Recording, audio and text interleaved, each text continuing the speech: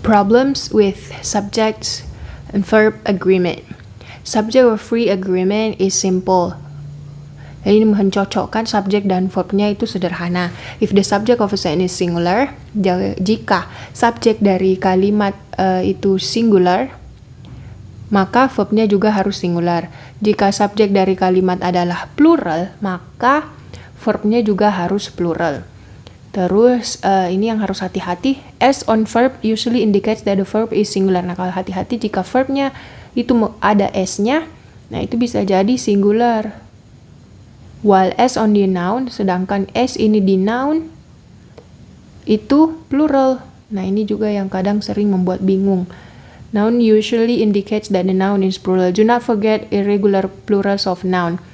Ya, kita juga diminta untuk tidak melupakan, maksudnya ingat irregular plurals. Ada juga yang plural dari noun itu bentuk pluralnya tidak cukup ditambah S, tapi ada bentuk lain yang memang harus dihafalkan. Woman, children, people. Women, children, people. Nah, kita lihat contoh pertama, subject verb agreement-nya. The boy walks to school. The boy ini kan singular. Sedangkan walks juga sudah betul ya, singular. Ya, sesuai. Terus yang di bawah, the boys walk to the school. Sama-sama plural ya. Plural.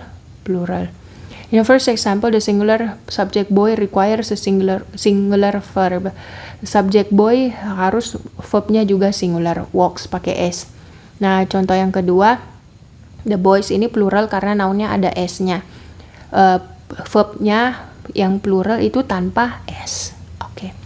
Although this might seem quite simple, nah ini walaupun terlihat simple, sederhana, tapi ada saja yang salah di TOEFL test karena bisa tricky, mengecoh.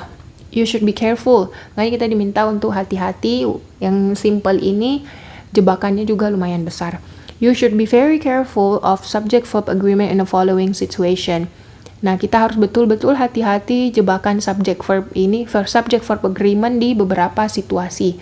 Situasi pertama, setelah frase preposisi, after prepositional phrases. Kedua, after expression of quantity, setelah ekspresi jumlah. Ketiga, after inverted verbs, setelah verb yang ditukar posisinya dengan subjek. Keempat, setelah beberapa kata tertentu, kata-kata yang secara makna banyak, tapi secara grammar singular. Anybody, everything, no one, something, each, and every. Nah, 4 kondisi ini akan kita bahas masing-masing di masing-masing skill. Nah, kita lihat di skill 20, make verbs agree after prepositional phrase. Yang pertama kita bahas adalah frase preposisi, frase kata depan. Ini bahasa Indonesianya adalah kata depan. Sometimes prepositional phrases can come between the subject and verb. Nah, yang membuat bingung kadang ini ya, prepositional phrasesnya muncul antara subjek dan verb. If the object of the preposition is singular and the subject is plural. Nah, ini kemungkinan salahnya yang membuat kita keliru. Jika objek dari preposisinya singular dan subjeknya plural.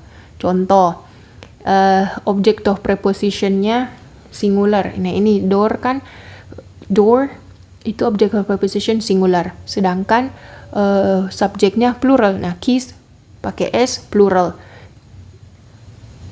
Makanya nanti kita jelaskan lebih lanjut di sini. Or if the subject of preposition is plural, subject of preposition ini doors, di contoh kalimat pertama plural ya. Terus subjeknya singular, key.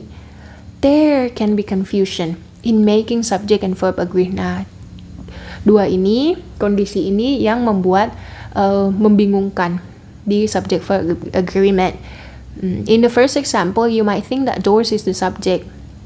Nah, contoh pertama itu kita bisa jadi menganggap bahwa doors adalah subjek. Makanya langsung dianggap benar. Oke, doors plural, are juga plural, sudah betul. Namun, However, doors is not the subject. Doors itu bukan subjek karena doors sendiri adalah object of preposition dari to.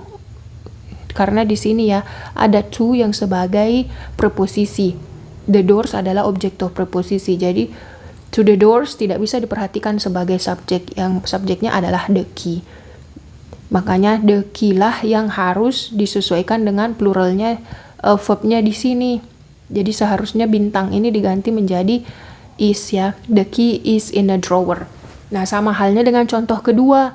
Kita lihat object of preposition-nya di sini kan the door, singular. Nah, kita lihat verb yang dipasang juga singular.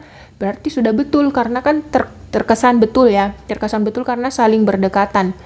Padahal tidak juga. Makanya harus hati-hati dengan subjek-subjek yang berada di dekatnya verb ini, karena bisa jadi subjek-subjek atau noun-noun tersebut adalah sebenarnya object of preposition. Nah, the door ini kan objek dari preposition to. Jadi kita tidak boleh menganggap the door ini adalah subjek atau verb atau apa, karena merupakan object of preposition. Ternyata ada subjek lain, subjek noun lain yang ternyata sebagai subjek, yaitu the keys. The keys pakai s itu adalah noun yang sekaligus subjek plural. Nah, makanya verbnya harus juga plural. Di sini the keys are in a drawer. Nah, demikianlah penjelasannya. Berikut contoh. Di sini kesimpulan. Subject verb agreement with prepositional phrases. Nah, prepositional phrases ini juga sudah kita bahas di skill 2 beserta 10 latihan soalnya. Jika masih bingung, boleh kembali mereview di skill 2. Nah ini yang membuat bingung, subject verb dan di tengah-tengahnya ada prepositional phrase. Karena di tengah-tengah di prepositional phrase di sini akan ada noun ya. Nanti yang noun ini akan kelihatan seperti subjek untuk verbnya. Makanya harus hati-hati. When a prepositional phrase comes between the subject and verb, ketika prepositional phrase-nya itu datang antara subjek dan verb, pastikan, be sure that the verb agrees with the subject. Pastikan bahwa verbnya setara dengan subjeknya. Subjeknya singular, maka verbnya juga harus singular. Jika subjeknya plural, maka verbnya juga harus plural. Oke, demikian penjelasan skill 20.